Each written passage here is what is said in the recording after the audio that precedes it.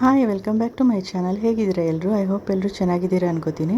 ಇವತ್ತು ನಾನೊಂದು ಸಿಂಪಲಾಗಿ ಈಸಿಯಾಗಿ ಮಾಡ್ಕೊಳ್ಳುವಂಥ ದಹಿ ಪನ್ನೀರ್ ಮಾಡ್ತಾಯಿದ್ದೀನಿ. ಇದು ಪೂರಿ, ಚಪಾತಿ, ದೋಸೆ ಎಲ್ಲದಕ್ಕೂ ಸೂಪರ್ ಕಾಂಬಿನೇಷನ್ ಆಗಿರುತ್ತೆ.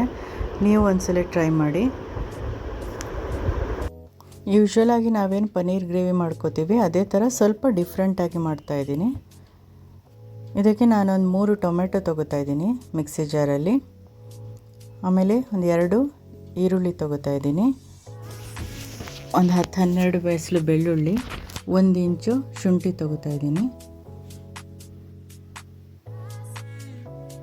ಇದಕ್ಕೆ ಕೆಲವೊಂದು ಸ್ಪೈಸಸ್ ಆ್ಯಡ್ ಮಾಡ್ಕೋತಾ ಇದ್ದೀನಿ. ಒಂದು 8 ಲವಂಗ ಹಾಕ್ತಾ ಇದ್ದೀನಿ.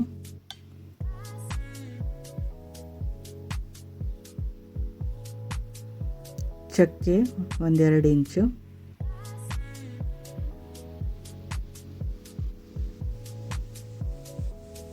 ಎರಡು ಏಲಕ್ಕಿ ತೊಗೋತಾ ಇದ್ದೀನಿ, ಅರ್ಧ ಸ್ಪೂನಷ್ಟು ಕಾಳು ಮೆಣಸು, 1 ಸ್ಪೂನ್ ಆಗೋಷ್ಟು ಜೀರಿಗೆ ಹಾಕ್ತಾ ಇದ್ದೀನಿ, 10-12 ಗೋಡಂಬಿ ಹಾಕ್ತಾ ಇದ್ದೀನಿ. ಸ್ವಲ್ಪ ನೀರು ಹಾಕಿ ಇದನ್ನು ಚೆನ್ನಾಗಿ ರುಬ್ಕೋತಾ ಇದ್ದೀನಿ.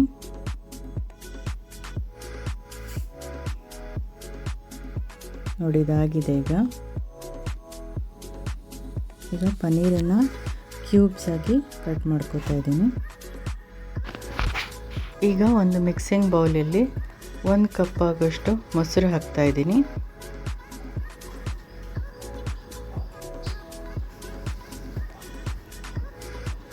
ಇದಕ್ಕೆ ಅರ್ಧ ಸ್ಪೂನಷ್ಟು ಧನಿಯಾ ಪೌಡರ್, ಅರ್ಧ ಸ್ಪೂನು ಜೀರಾ ಪೌಡ್ರ್ ಹಾಕ್ತಾ ಇದ್ದೀನಿ.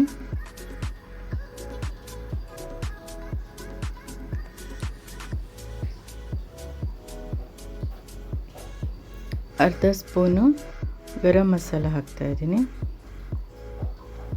ಅರ್ಧ ಸ್ಪೂನಷ್ಟು ಖಾರದ ಪುಡಿ ಹಾಕ್ತಾ ಇದ್ದೀನಿ.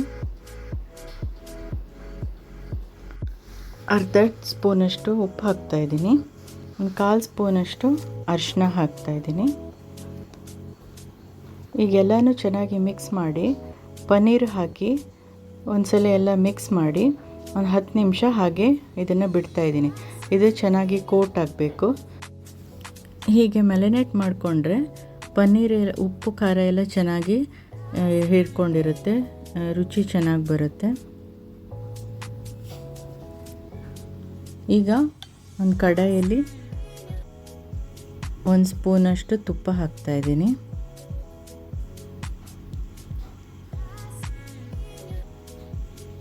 ತುಪ್ಪ ಬಿಸಿ ಆದಮೇಲೆ ಸಣ್ಣಗೆ ಹೆಚ್ಕೊಂಡಿರೋ ಒಂದು ಈರುಳ್ಳಿ ಹಾಕ್ತಾ ಇದ್ದೀನಿ.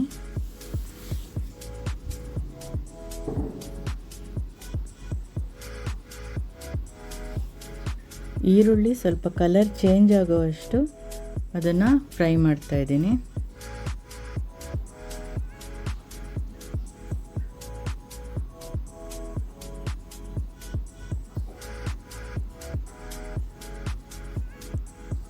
ಈಗ ನಾವೇನು ರುಬ್ಕೊಂಡಿದ್ವಿ ಮಸಾಲೆ ಅದನ್ನು ಇದಕ್ಕೆ ಹಾಕಬೇಕು.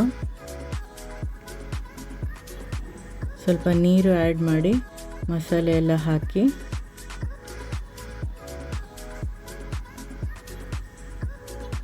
ಚೆನ್ನಾಗಿ ಒಂದ್ಸಲ ಕಲಿಸ್ಬಿಟ್ಟು ಮುಚ್ಚಳ ಮುಚ್ಚಿ ಒಂದು 5 ನಿಮಿಷ ಅದು ಚೆನ್ನಾಗಿ ಬೇಯಬೇಕು.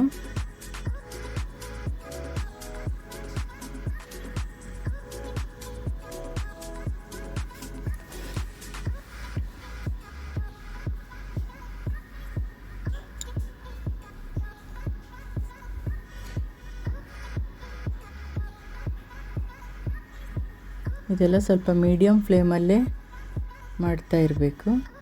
ಈಗ ನೋಡಿಕೊಂಡು ಸ್ವಲ್ಪ ಖಾರದ ಪುಡಿ ಮತ್ತು ರುಚಿಗೆ ತಕ್ಕಷ್ಟು ಉಪ್ಪನ್ನ ಆ್ಯಡ್ ಮಾಡ್ಕೋತಾ ಇದ್ದೀನಿ.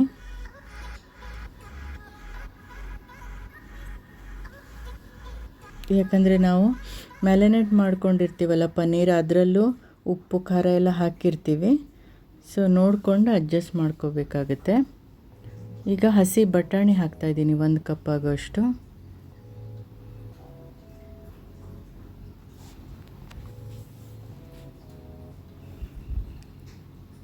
ಈಗ ಮತ್ತೆ ಮುಚ್ಚಳ ಮುಚ್ಚಿ ಒಂದು 5 ನಿಮಿಷ ಇದನ್ನು ಬೇಯಿಸ್ಕೊತಾ ಇದ್ದೀನಿ.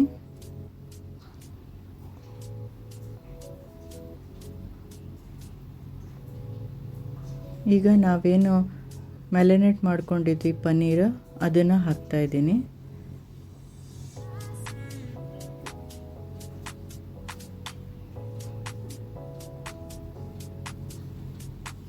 ಇದನ್ನು ಚೆನ್ನಾಗಿ ಕಲಸಿ ಒಂದು 5 ಮಿನಿಟ್ಸ್ ಲೋ ಫ್ಲೇಮಲ್ಲೇ ಇದನ್ನು ಬೇಯಕ್ಕೆ ಬಿಡಬೇಕು.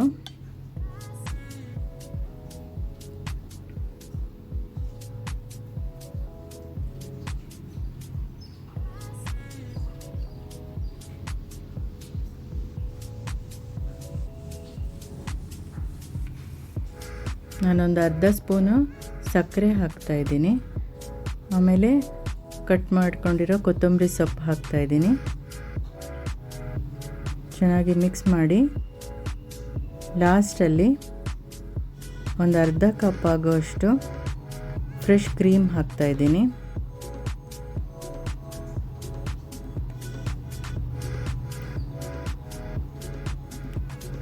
ಫ್ರೆಶ್ ಕ್ರೀಮ್ ಹಾಕಿ ಚೆನ್ನಾಗಿ ಮಿಕ್ಸ್ ಮಾಡ್ತಾಯಿದ್ದೀನಿ.